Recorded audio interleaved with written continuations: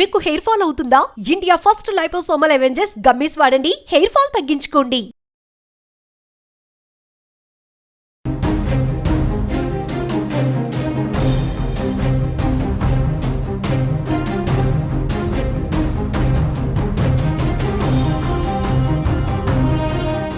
Welcome to సుమటివి. నేను మీ సుమటివి. తిరుపతి వెంకన్న స్వామి దగ్గరికి వెళ్ళాలని ప్రతి ఒక్కరూ కోరుకుంటూ ఉంటారు. బట్ చరిత్రలో ఎప్పుడూ జరగని విధంగా ఫస్ట్ టైం అక్కడ ఒక 6 ప్రాణాలు కోల్పోవటం జరిగింది. దీనికి సంబంధించినటువంటి పూర్తి వివరాలు ఏంటి అనేది ఈరోజు మనతో పాటు హైకోర్టు అడ్వకేట్ అలగరి రవీంద్రనాథ్ గారు ఉన్నారు. వారి మాటలను అడిగి తెలుసుకుందాం. Hello sir. అండి నాగరాజు గారు, తిరుపతిలో జరిగినటువంటి ఇన్సిడెంట్ వాళ్ళ యావత్ దేశం కూడా చర్చించుకోవాల్సినటువంటి విషయంగా మారిందనమాట. ఎప్పుడూ లేదన్నే హిస్టరీలో ఫస్ట్ టైం అక్కడ ఒక 6 మెంబర్స్ చనిపోవటం అనేది. ఏం జరిగిందండి అసలు యాక్చువల్గా? జనవరి 10వ తారీఖు వైకుంఠ ఏకాదశి. దీన్ని పురస్కరించుకొని ప్రతి ఒక్కరు కూడా టోకెన్ ఉన్న వ్యక్తులు మాత్రమే దర్శనం ఉంటుంది, మిగిలిన వారికి దర్శనం ఉండదని చెప్పి టీటీడీ ఈవో గారు నిన్న అధికారికంగా ప్రెస్ మీట్ పెట్టి కూడా మాట్లాడడం జరిగింది. అందులో భాగంగా దీనికి మేము టోకెన్స్ ఇస్తాం.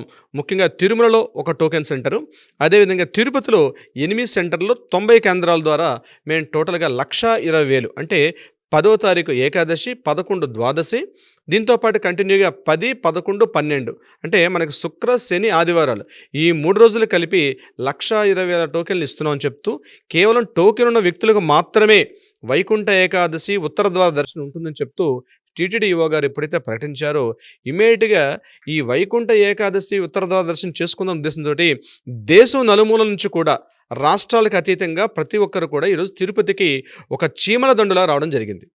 ఇందులో భాగంగా తిరుపతిలో ఉన్నటువంటి విష్ణువాసం, అలాగే శ్రీనివాసం, దీంతోపాటు మిగిలిన కొన్ని ప్రాంతాల్లో కూడా 8 సెంటర్లు ఏర్పాటు చేశారు.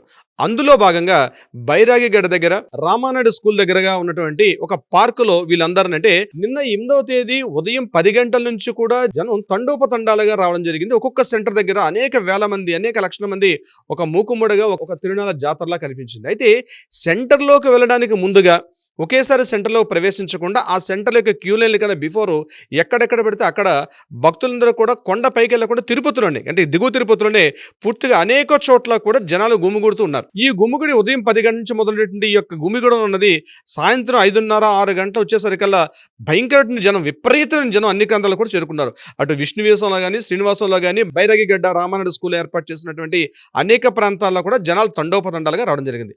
ఇందులో భాగంగా నిన్న సాయంత్రం 4:30, 5 గంటలకి ఎన్టీఆర్ రామానాయుడు స్కూల్కి ఎదురుగా ఉన్నటువంటి ఆ ఒక ప్రైవేట్ పార్క్ ఉంది. ఆ ప్రైవేట్ పార్క్లో వచ్చిన జనాలందరినీ కూడా అక్కడ ఉంచడం జరిగింది. మేము ఇంకా క్యూ లైన్లు తిరగలేదు, తెరిచినప్పటికీ మిమ్మల్ని ప్రవేశపెడతామని చెప్పి వచ్చిన వాళ్ళందరూ కూడా చెప్పడం జరిగింది. అయితే భక్తులతో మాట్లాడినప్పుడు విషయం తెలిసింది ఏంటంటే ఉదయం నుంచి వచ్చిన వాళ్ళకి కనీస సౌకర్యాలు కూడా ఇవ్వలేదు. ఈవినింగ్ 4 గంటల, 5 గంటల సమయంలో చిన్నపిల్లలతో కూడా చాలామంది వచ్చారు. అంటే వైకుంఠ ఏకాదశి ఉత్తర ద్వార దర్శనం చేసుకోవడం అనేది మనకు అనాదిగా మన జీవితంలో ఒక జీవనాడి అయిపోయింది. అంటే వైకుంఠ ఏకాదశిలో ఉత్తర ద్వార దర్శనం అనేది మనం చేసుకుని తీరాల్సిందే అన్నటువంటి ఒక నియమం. ప్రజలది ఎప్పుడు తప్పు లేదు, భక్తులది ఇందులో ఎటువంటి తప్పు కూడా లేదు. వచ్చారు. వచ్చిన తర్వాత ఈవినింగ్ 5:30, 6 గంటలకి ఒకేసారి, అంటే గవర్నమెంట్ వాళ్ళు, అంటే ప్రభుత్వం చెప్తున్నటువంటి న్యూస్ ప్రకారం ఏంటంటే అక్కడ చాలా మంది గుమిగూడినప్పుడు సడన్ గా ఒక వ్యక్తి, అంటే ఒక స్త్రీ అందులో చాలా కొంత ఇబ్బంది పడుతుంది, శ్వాస తీసుకుని ఇబ్బంది పడుతున్న సందర్భంలో ఆమె కోసం గేట్ తెరిచాం. ఎప్పుడైతే గేట్ తెరిచామో క్యూ లైన్లోకి జనాలు వెళ్ళాలి అనే ఉద్దేశంతో ఒకేసారి మూకుమ్మడిగా ఆ గేట్ను నెట్టుకుంటూ చాలా మంది ఒకేసారి వచ్చేసారు. ఇందులో భాగంగా కొంతమంది మహిళల మీద కింద పడిపోతే వాళ్ళని తొక్కుకుంటూ కూడా చాలా మంది వెళ్ళిపోయారు. దీనికి నిదర్శనంగా ఈరోజు కొంతమంది చనిపోయారు అని చెప్పి ప్రభుత్వం చెప్తున్నటువంటి ఇన్ఫర్మేషన్. అయితే ఏం జరిగింది? ఇందులో సుమారుగా ఒక 6 చనిపోయారు. ఇప్పటి వరకు మనం చేస్తున్న వీడియో సమయానికి, ఈరోజు మార్నింగ్ మనం ఆల్రెడీ చేస్తున్నాం, ఈ సమయానికి 6 చనిపోయారు. అందులో 5 మహిళలు, ఒకరు కంప్లీట్గా ఒక పురుషుడు. వీళ్ళందరూ కూడా 40 ఏళ్ల వయసు పైబడిన వ్యక్తులు మాత్రమే. ఇందులో వీళ్ళిద్దరు కాకుండా మరొక 34 మంది తీవ్రంగా గాయపడ్డారు. ఇందులో కొంతమందిని రియా హాస్పిటల్లో 24 మందిని పెట్టారు. మిగిలిన 14 మందిని ఇక్కడ స్విమ్స్ హాస్పిటల్లో పెట్టడం జరిగింది. వాళ్ళు కూడా శ్వాసకోశం, అంటే ఊపిరి తీసుకోవడంలో, అలాగే కంప్రెస్ అవడం. రీసెంట్గా మనకి ఏదైతే సంధ్యా థియేటర్లో జరిగిన దుర్ఘటన జరిగిందో అదే సంఘటన ఇది మరింత కాస్త, అంటే స్టాంపేజ్ అంటారు దీన్ని, చాలా తీవ్ర స్థాయిలో జరిగింది ఈ యొక్క కార్యం. అంటే ఒకేసారి తొక్కిసలాట, ఒకేసారి ఏదో జరిగిపోతుంది, టికెట్స్ లేకపోతే దర్శనం లేదంటే ఆతృతలో భాగంగా ఒక్కసారి భక్తులందరూ కూడా నెట్టుకుంటూ ఒకరు ఏం జరుగుతుందో తెలియని స్థితిలో ముఖ్యంగా అనేక మంది స్త్రీలు వచ్చారు. స్త్రీల లైన్లో ఉంటే తొందరగా టికెట్ వస్తుందని ఒక చిన్న ఆశ ప్రతి భక్తుడికి. ఆ విషయం ఏంటంటే పురుషుల లైన్ చాలా పెద్దగా ఉంటుంది, స్త్రీల లైన్లో పెట్టేటప్పుడు స్త్రీలు తొందరగా వెళ్తే తొందరగా టికెట్ ఇస్తారు ఉద్దేశంతో చాలా మంది స్త్రీల లైన్లోకి రావడం జరిగింది. అక్కడ పురుషుల కన్నా స్త్రీల సంఖ్య ఎక్కువగా ఉంది అక్కడ. అయితే కనీసమైనటువంటి అక్కడ వసతులు కల్పించకపోవడం, సరైన పోలీస్ అవుట్ పోస్టింగ్ అక్కడ లేకపోవడం, సరైన భద్రతా నియమాలు పాటించకపోవడం వల్ల ఒక్కసారి తొక్కిసలాట జరిగి ఒకేసారి ఆ మహిళల మీద ఒకరిపైన ఒకరు నెట్టుకుంటూ తొక్కుకుంటూ వెళ్ళిపోయి ముందుగా క్యూ లైన్లో వెళ్ళడం జరిగింది. పోనీ అక్కడ టికెట్స్ ఇచ్చారా? ఇవ్వలేదు. ఆ టికెట్స్ ఎప్పుడు ఇస్తారు? ఈ రోజు మార్నింగ్ 4:30-5 గంటల టైంలో ఇస్తారని చెప్పి. అంటే 12 గంటలకు ముందే జన సమీకరణ ఆ స్థాయిలో తిరుపతిలో బై రోడ్డు నుంచి కావచ్చు, ట్రైన్ నుంచి కావచ్చు, అనేక లక్షల మంది తిరుపతిలో వస్తుంటే ప్రభుత్వం గుర్తించాల్సిన బాధ్యత అయితే ఉంటుంది.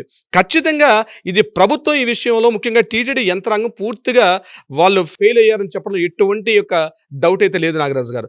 జరిగిన సంఘటన ఉద్దేశిస్తూ కూడా నేను సాయంత్రం అనే పోలీసు డిపార్ట్మెంట్లో మాట్లాడడం జరిగింది. అయితే అంతకంతకు ముందుగా ఒక వ్యక్తి అనుకున్నారు, తర్వాత 2 అనుకున్నారు, తర్వాత 4 అనుకున్నారు. ఈ క్షణానికి మన ఇన్ఫర్మేషన్ ప్రకారం అక్కడ రుయ్ హాస్పిటల్లో 14 మంది, ఇక్కడ 24 మంది, ఇక్కడ మొత్తం అవుట్ ఆఫ్ 40 మెంబర్స్లో 6 చనిపోగా మిగిలిన 34 మంది కూడా తీవ్రమైనటువంటి ఇబ్బందులు పడుతూ అక్కడ హాస్పిటల్లో అనేక రకాల వైద్య సేవలు పొందుతూ ఉన్నారు. బట్ పరిస్థితి మాత్రం బహుశా ఇక్కడితో ఆగాలని కోరుకుందాం, ఈ యొక్క సంఖ్య పెరగకుండా. ఎందుకంటే వాళ్ళందరూ కూడా భక్తులు స్వామివారి యొక్క దర్శనం చేసుకోవడం కోసం కేవలం టికెట్లు తీసుకోవాలి, టోకెన్ తీసుకోవాలి. అంటే దర్శనం కూడా వెళ్ళలేదు నాగరాజు గారు. వీళ్ళు వెళ్ళింది దర్శనం కోసం కాదు, కేవలం ఆ దర్శనం కోసం కావాల్సిన టికెట్ల కోసం అని చెప్పి. బహుశా చరిత్రలో మనకు తెలిసినటువంటి సమీప గతంలో కూడా ఎక్కడా ఇటువంటి దుశ్చర్య ఎప్పుడు జరగలేదు. ఇది ఖచ్చితంగా ప్రభుత్వ యంత్రాంగం టీటీడీ యొక్క పూర్తి వైఫల్యం చెప్పడం ఎటువంటి కూడా సందేహం లేదు నాగరాజు గారు. నాట్ ఓన్లీ ఒక్క ఈ రామానాయుడు స్కూల్ ప్రాంతంలో ఉన్నటువంటి బైరాగగడ దగ్గర ఈ కేంద్రం దగ్గరే కాకుండా విష్ణువాసంలో కూడా ఇటువంటి తొక్కిసలాట కూడా తీవ్రంగా జరిగింది. అక్కడ ఉన్న సీసీ ఫుటేజెస్, లైవ్ స్ట్రీమింగ్ మనకు ఆ ఫుటేజ్ చూస్తే మనకు అర్థమవుతుందంటే తీవ్రంగా తొక్కిసలాట విష్ణువాసంలో కూడా జరిగింది. విష్ణువాసం ఎక్కడ ఉంటుంది?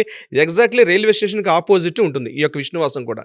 అయితే ప్రధానంగా టీటీడీ ప్రభుత్వం ఏదైతే నిన్న పెట్టిన ప్రెస్ మీట్ కానీ ప్రెస్ నోట్ రిలీజ్ చేసిన దాంట్లో అక్కడ క్లియర్గా మెన్షన్ చేశారు, టోకెన్ ఉన్న వాళ్ళకి మాత్రమే దర్శనం ఉంటుంది, మిగిలిన వారికి దర్శనం ఉండదు. ఇది పూర్తిగా చేసినటువంటి చారిత్రక తప్పిదం. దీనికి పూర్తి పూచీకత్తు టీటీడీ ఏదైతే సిబ్బంది ఉన్నారో, టీటీడీ అధికారులు ఎవరైతే ఉన్నారో, టీటీడీలో ఎవరైతే పాలనా యంత్రాంగం ఉందో ఇది పూర్తిగా వాళ్ళు ఫెయిల్ అయ్యారని చెప్పడంలో ఎటువంటి డౌట్ అయితే లేదు. ఇది తిరుమలలో ఒక కేంద్రం పెట్టారు. కేవలం ప్రోటోకాల్ ప్రకారం 10వ తారీఖు ఉదయం ఎప్పుడైతే ఉత్తర ద్వార దర్శనం తలుపులు తెరుస్తారో మార్నింగ్ 4 గంటలకి, అంటే 10వ తేదీ ఉదయం 4:30 ఉత్తర ద్వార దర్శనం తలుపులు తెరుస్తారని చెప్పడం జరిగింది. ఉదయం 4:30 నుంచి మరలా 6:30-7 గంటల వరకు మాత్రం ప్రోటోకాల్ ప్రకారం ఎవరైతే విఐపీస్ ఉన్నారో వాళ్ళకు మాత్రం దర్శనం చేస్తూ మిగిలిన అన్ని రకాల దర్శనాలు కూడా రద్దు చేసిన పాలనా యంత్రాంగం. ఏ రకంగా దివ్యాంగులకు కానీ, మహిళలకు కానీ, అదేవిధంగా స్త్రీలకు కానీ, పిల్లలకు కానీ, చంటి పిల్లలకు కానీ, వృద్ధులకు కానీ సర్వదర్శనాలు, అందరికీ సర్వదర్శనాలు పెట్టింది. అంటే గవర్నమెంట్ ఇక్కడ ఏం చేయొచ్చు అంటే ముఖ్యంగా టీటీడీ పాలనా యంత్రాంగం ఆన్లైన్ దర్శనాన్ని పూర్తిగా పక్కన పెట్టేశారు. ఇది కేవలం మొదటగా ఉన్నటువంటి 3 రోజులు ఏదైతే దర్శనం చేసుకోవాలంటే కార్యక్రమం ఏదైతుందో దీన్ని 10 రోజులు పొడిగించారు. 10 రోజుల పాటు ఖచ్చితంగా వైకుంఠ ఏకాదశి ద్వారదర్శనం చేసుకోవచ్చు అని చెప్పి టీటీడీ చెప్తూ కూడా ఖచ్చితంగా అయితే సర్వదర్శనాలు లేవు, టోకెన్ ఉన్న వ్యక్తులకు మాత్రమే చెప్పడంతో ఈ యొక్క తొక్కేసలాట జరిగిందనడంలో ఎటువంటి డౌట్ అయితే లేదు. పవిత్రమైన వైకుంఠ ఏకాదశి రోజు నాడు కొండపైన ఉన్నటువంటి తిరుమల వెంకటేశ్వరుడికి ఒక మైల అంటుకునే ప్రయత్నం చేశారు ఈ అవగాహన రాయించేటువంటి టీటీడీ పాలక మండలి, టీటీడీ యువ గారు, ప్రభుత్వ యంత్రాంగం పూర్తి నిర్లక్ష్యం. అంటే పోలీసులకి టీటీడీ పాలన యంత్రాంగానికి మధ్య ఒక సమన్వయ లోపం. మూడవది అక్కడ ఎంత అవగాహన రాయించారంటే నాగరాజు గారు, ప్రధానంగా నిన్న భక్తులు మాట్లాడుతున్న మాటలు మనం చూస్తుంటే అర్థమవుతుంది. అక్కడ బయట అంబులెన్స్ ఉన్నాయి, అక్కడ విష్ణువాసం దగ్గర కానీ మిగిలిన చోట్ల అక్కడ అంబులెన్స్ ఉన్నాయి, కానీ అంబులెన్స్లో డ్రైవర్ లేరు. ప్రధానంగా అంబులెన్స్లో ఇన్ టైంలో డ్రైవర్లు లేకపోవడం వల్ల కూడా మరో 4 చనిపోయారని చెప్పి భక్తులు గట్టిగా మాట్లాడుతున్నారు మీడియాతో. అంటే బయట అంబులెన్స్ కనిపిస్తున్నాయి, అంబులెన్స్లకు బాడీ ఎక్కించారు. బాడీ ఎక్కించినప్పుడు కూడా అక్కడి నుంచి బాడీ హాస్పిటల్ తీసుకెళ్ళడానికి, అటు స్విమ్స్ హాస్పిటల్కి కానీ రుయాకి కానీ తీసుకెళ్ళడానికి డ్రైవర్స్ అందుబాటులో పెట్టుకోకుండా ఆ డమ్మీ వాహనాలు పెట్టి ఏం చేసుకుంటారండి? ఇది ప్రతి చోట ఉంది. విష్ణువాసంలో కానీ, శ్రీనివాసంలో కానీ, ముఖ్యంగా ఇప్పుడు జరిగిన ఈ సంఘటన జరిగిన దుర్ఘటన జరిగిన ఈ ప్రదేశంలో కూడా అంబులెన్స్లు పెట్టారు, ఫైర్ సేఫ్టీ వ్యాన్లు పెడుతున్నారు అక్కడ. అంతేగాని దాని సిబ్బంది లేదు. అంటే వాళ్ళ మధ్య ప్రాపర్ కమ్యూనికేషన్ లేదు. పోలీసు డిపార్ట్మెంట్కి, ఫైర్ సేఫ్టీకి, పోలీస్ సిబ్బందికి, అంబులెన్స్లకి, పోలీస్ సిబ్బందికి, పాలనా యంత్రాంగానికి, పోలీస్ సిబ్బందికి, భక్తుల మధ్య గైడ్ చేస్తున్నట్టు ఎవరైతే అక్కడ విధులు నిర్వహిస్తున్న సిబ్బందికి అసలు లోపల ఏం జరుగుతుంది, బయట ఏం జరుగుతుంది, బయట మొబైల్స్ లేకుండా బయట లోపల ఎలా చేశారు. సో బయట ఏం జరుగుతున్న విషయం లోపల కూర్చుని భక్తులు తెలియదు. ఏమనుకుంటారు భక్తులు, ఆల్రెడీ మార్నింగ్ ఇవ్వాల్సిన టికెట్లు ఇప్పటికిప్పుడే ఓపెన్ చేశారని. ఇదే సంఘటన ఇప్పుడే కాదు, పైన కొండ మీద కూడా అనేక సందర్భాల్లో వీళ్ళని తీసుకెళ్లి కుక్కల మాదిరిగా భక్తులను తీసుకెళ్లి బాక్సుల్లో పెట్టేస్తారు నాగరాజు గారు.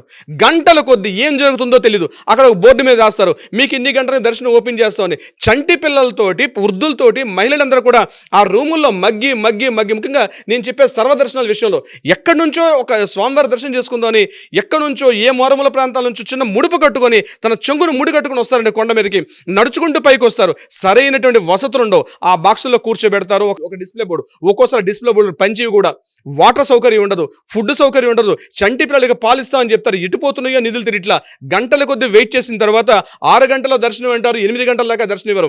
ఆ గేట్లు తెరవరు. జైల్లో, అండమాన్ జైల్లో బంధించినట్టు జైలుకి ఎట్లా బంధిస్తారో బయట వేసుకుని తెల్ల చొక్కాలు, తెల్ల రకాల పంచులు కట్టుకుని తిరుగుతున్న సిబ్బంది తప్ప అడిగితే చెప్పే నాదుడు ఉండదు. మాట్లాడదంటే మొబైల్ సౌకర్యం ఉండదు.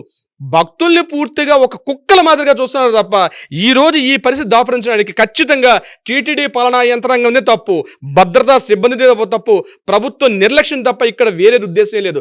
భక్తులు రావద్దని చెప్పడం మీరెవరండి? అది మా దేవుడు, మా భక్తులు మేము వస్తాం, లక్షల మంది వస్తాం, కోట్ల మందికి వస్తున్నాం. నువ్వు దేనికున్నావు అక్కడ? నువ్వు సరైన సౌకర్యాలు కల్పించకపోతే మీరు ఇమ్మీడియట్గా దిగిపోండి ఆ ప్రదేశం నుంచి.